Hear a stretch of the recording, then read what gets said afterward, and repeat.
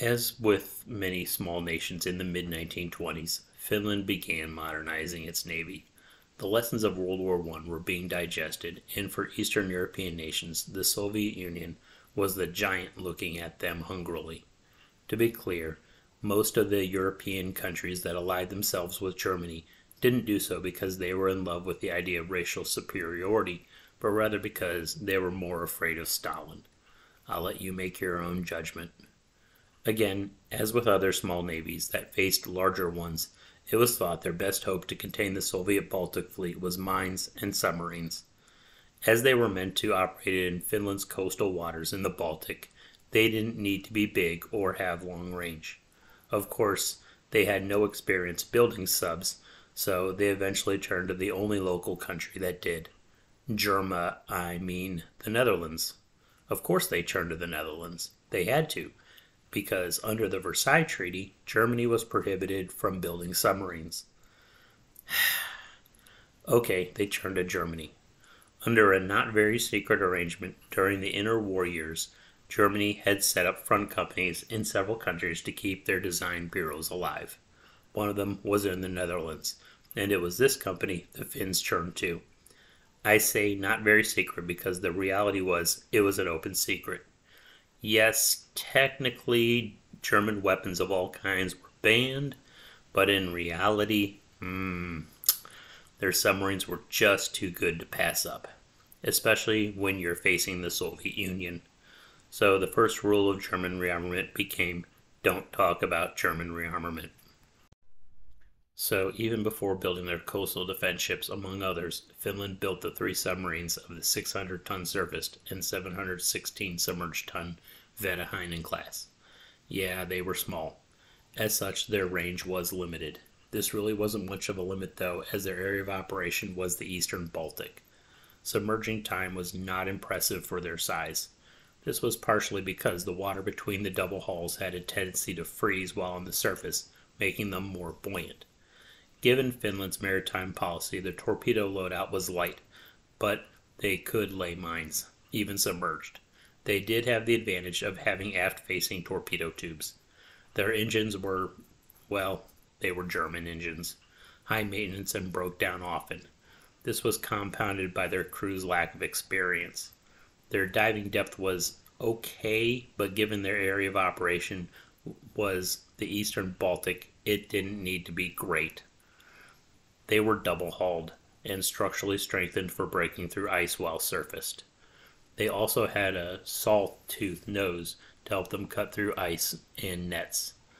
Cramming so much armament into them for their weight affected their seakeeping, but again, they weren't meant to spend a long time at sea. Speed was good, but their range was detrimental, even in the eastern Baltic.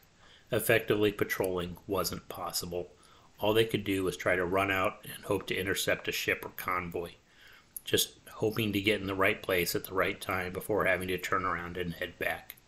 The ice didn't help either, nor did their crew's lack of experience.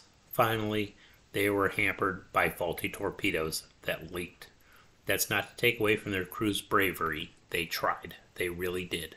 A good context for them is if the German Type 9s were submarine cruisers and the Type 7s were submarine destroyers, then these were submarine PT boats. The biggest jaw-dropper was construction time. All 3 took 4 years from starting to launching. 4 years, 600 tons. This was partially due to the workers' inexperience, partially due to a 9-month worker strike, partially due to material shortages, and partially due to the rough winters. Finally, enough was enough, and German workers were brought in to get them done. Vetehinen was started in 1926 and was completed October 13, 1930. Vetehinen was started in 1926 and was completed December 2, 1930. Iku Turso was started in 1927 and was completed October 13, 1931.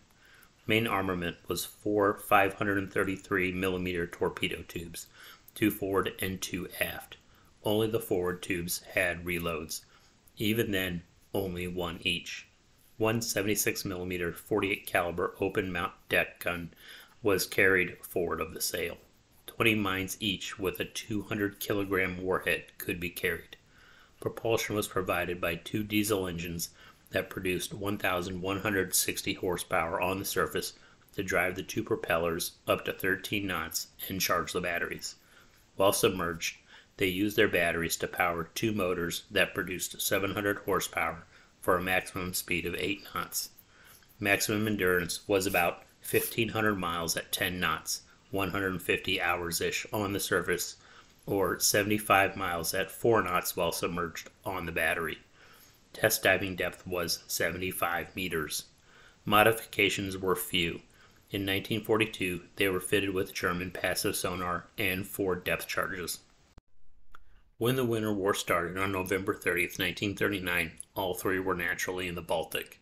They spent most of December laying mines and unsuccessfully chasing Soviet ships, trying to get in firing position, but not managing to. By mid-January 1940, the ice took hold, and they spent the rest of the war in port with various ice and engine-related problems. All three started the continuation war in June 1941, operating in the far eastern Baltic, mostly laying mines in Estonian waters, Estonia effectively being part of the Soviet Union by now. The war in the eastern Baltic soon ground down, though.